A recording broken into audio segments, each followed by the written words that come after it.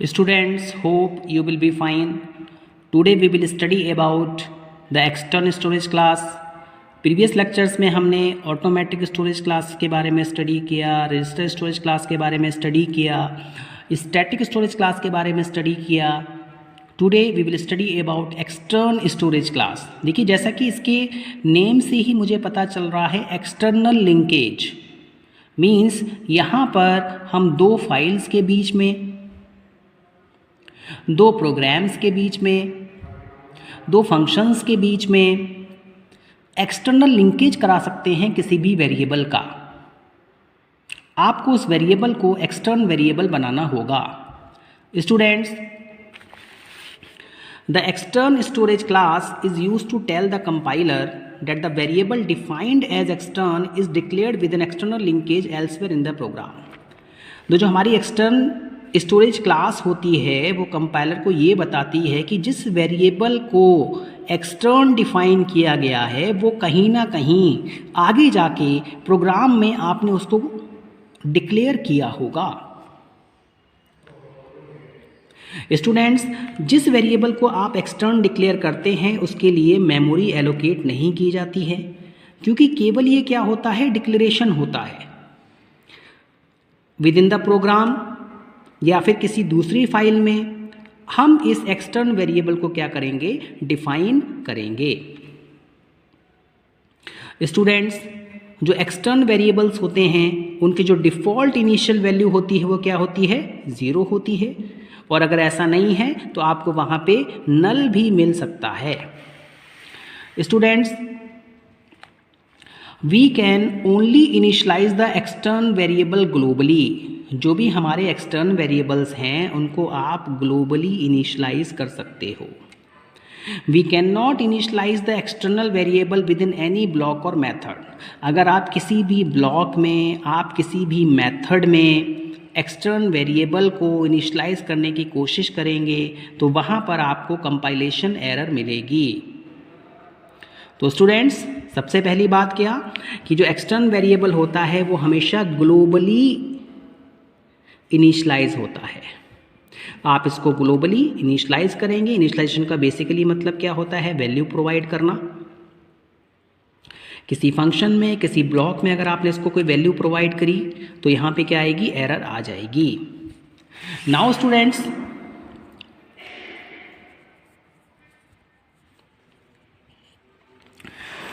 जो हमारा external variable होता है can be declared many times but can be initialised at only one. जो एक्सटर्नल वेरिएबल होता है इसको आप कितनी भी बार डिक्लेयर कर सकते हो, बट इनिशलाइज केवल आप इसको एक बार करेंगे, केवल एक बार आप इसको वैल्यू प्रोवाइड करेंगे.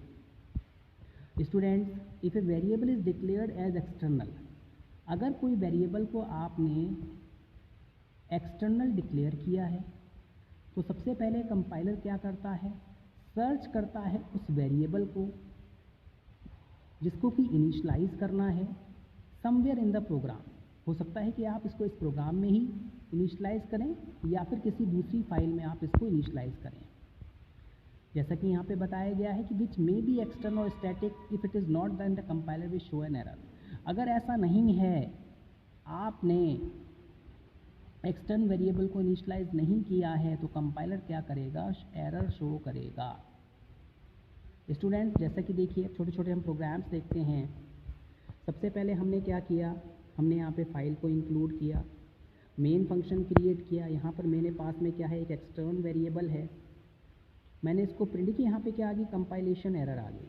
क्यों आ गई, अनडिफाइंड रेफरेंस टू ए. आपको इस पॉइंट में ये बताया गया था कि जो भी हमारा एक्सटर्नल वेरिएबल होता है उसको आप ग्लोबली इनिशलाइज करते हो, आपको इसको लोकली इनिशलाइज नहीं करना है. अगर आप ऐसा करते हैं तो वहाँ पे कंपाइलेशन एरर आएगी.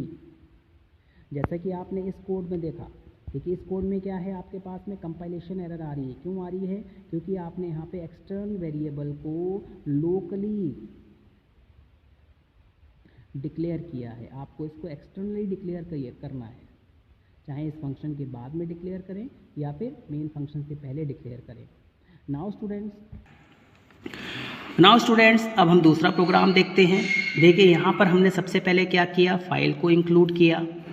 एक हमने नॉर्मल वेरिएबल बनाया, इसके बाद में हमने मेन फंक्शन क्रिएट किया।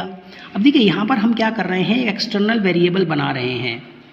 देखिए variable A is defined globally, इस वेरिएबल को आप यहाँ पे एक्सटर्न बना रहे हैं, लेकिन यहाँ पे ग्लोबली डिफाइन है, तो इट मीन्स यहाँ पे मेमोरी एलोकेट नहीं होगी। जैसा कि आपको बताया गया है कि जो भी आप एक्सटर्नल वेरिएबल बनाते हैं उनके लिए मेमोरी एलोकेट नहीं की जाती है, केवल और केवल वो एक डिक्लेरेशन है।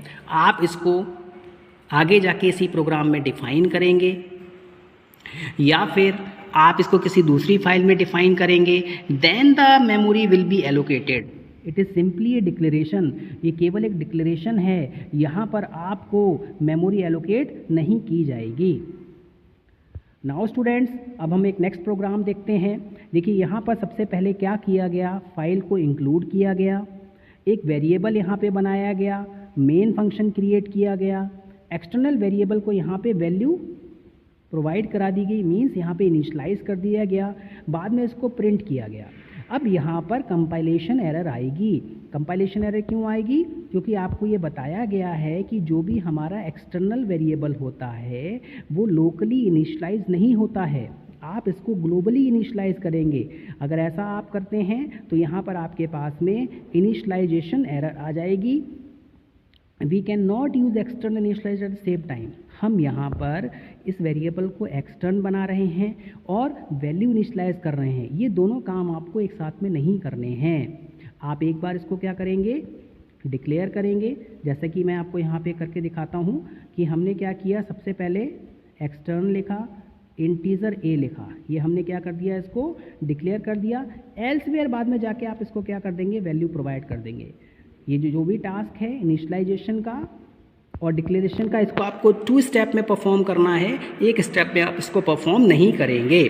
नाउ स्टूडेंट्स, अब हम एक और प्रोग्राम देखते हैं। देखिए सबसे पहले हमने क्या किया, यहाँ पे फाइल को इंक्लूड किया, मेन फंक्शन क्रिएट किया, एक हमने यहाँ पे एक्सटर्नल वेरिएबल डिक्लेयर किया। नाउ स्टूडेंट्स, प्रिंट एफ, हमने एक ही वैल्यू को प्रिंट किया, बाद में इंटीजर ए इक्वल टू 20 लिखा, इसका आउटपुट 20 आएगा। देखिए ऐसा क्यों हुआ, जैसा कि आपको बताया गया कि अगर आप कहीं पर भी कोई एक्सटर्नल वेरिएबल बनाते हैं तो सबसे पहले कंपाइलर उस वेरिएबल को उस पर्टिकुलर फाइल में सर्च करता है, उस पर्टिकुलर प्रोग्राम में सर्च करता है कि उसको कहाँ पर डिफाइन किया गया है।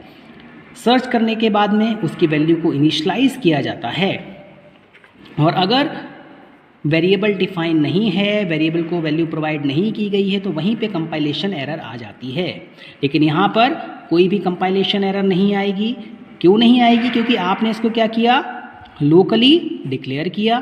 डिक्लेयर करने के बाद में यहाँ पे वैल्यू क्या कर दिया, आपने प्रोवाइड करा दी, मीन्स इसको डिफाइन कर दिया। कंपाइलर ने इस वेरिएबल को सर्च किया, सर्च करने पे इसको वेरिएबल इस प्रोग्राम में मिला और ये वैल्यू यहाँ पे जाके पुट हो जाएगी और आपका आउटपुट आपके पास में आ जाएगा। स्टूडेंट्स, ये तो हम simple with in the same programme हमने देखा। अब हम 2 फाइल्स के बीच में किस तरीके से कनेक्टिविटी की जाएगी किसी भी एक्सटर्नल वेरिएबल की। देखिए सबसे पहले मैंने इस फाइल को इंक्लूड किया, मैंने यहाँ पर एक एक्सटर्न वेरिएबल बनाया। अब यहाँ पे एक्सटर्न इंटीजर का मैंने एक आई लिखा, value of the external integer is percentile D I. इस एक्सटर्न वेरिएबल को हमने किसी दूसरी फाइल में क्या किया हुआ है, डिफाइन किया हुआ है। तो आपको ये बताया गया है कि जो भी एक्सटर्नल वेरिएबल आप डिक्लेयर करते हैं, कंपाइलर सबसे पहले उस एक्सटर्नल वेरिएबल को उस पर्टिकुलर प्रोग्राम में देखता है।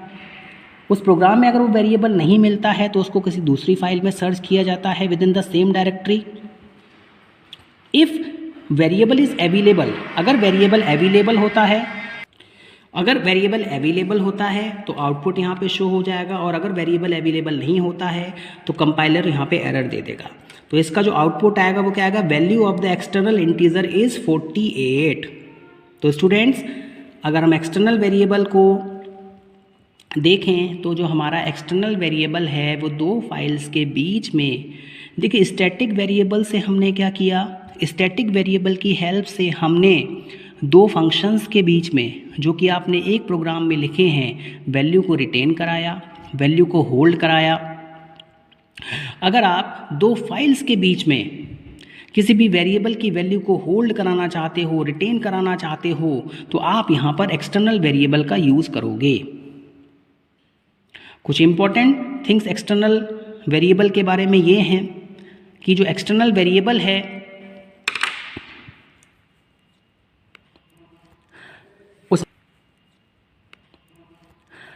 उसमें सबसे पहले ये है कि उसकी जो डिफ़ॉल्ट वैल्यू होती है वो क्या होती है, 0 होती है। दूसरा, जो हमारा एक्सटर्नल वेरिएबल है उस एक्सटर्नल वेरिएबल को सबसे पहले आपको ग्लोबली डिफ़ाइन करना होता है। आप उसको लोकली डिक्लेयर कर सकते हो, बट उसको आप इनिशलाइज नहीं कर सकते हो। कंपाइलर एक्सटर्नल वेरिएबल को फाइल में सर्च करता है, अगर वेरिएबल अवेलेबल है तो आउटपुट आपके पास में आता है, और अगर ऐसा नहीं होता है तो वहाँ पर एरर शो होती है। स्टूडेंट्स, कुछ इंपॉर्टेंट पॉइंट्स को हम दोबारा समराइज करते हैं। The variable declared as extern, जो भी हमारा एक्सटर्नल वेरिएबल होता है उसके लिए मेमोरी एलोकेट नहीं की जाती है। ये केवल और केवल क्या है, डिक्लेरेशन है। जो इसकी डिफ़ॉल्ट वैल्यू होती है वो क्या होती है, 0 होती है, और अगर ऐसा नहीं है तो वहाँ पे आपको नल शो होगा। हम केवल एक्सटर्नल वेरिएबल को ग्लोबली इनिशलाइज कर सकते हैं। हम इसको लोकली किसी भी ब्लॉक में, किसी भी मेथड में इनिशलाइज नहीं करेंगे। अगर हम ऐसा करेंगे तो हमारे पास में एरर शो होगी। एक्सटर्नल वेरिएबल को कितनी भी बार आप डिक्लेयर कर सकते हो, बट वो केवल एक बार इनिशलाइज होता है।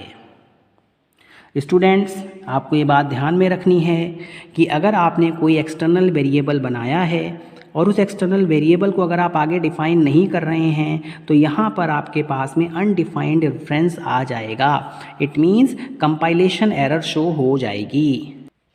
So it is the responsibility of the programmer, if he has declared an external variable, then it should be defined within the same program or elsewhere in another file. Means अगर आप external variable को declare कर रहे हैं तो आपकी responsibility है कि आप उसको with in the same programme define करें, या फिर किसी दूसरी फाइल में जहां पर आप उसको यूज़ करना चाहते हैं वहां पे उसको डिफाइन करिए।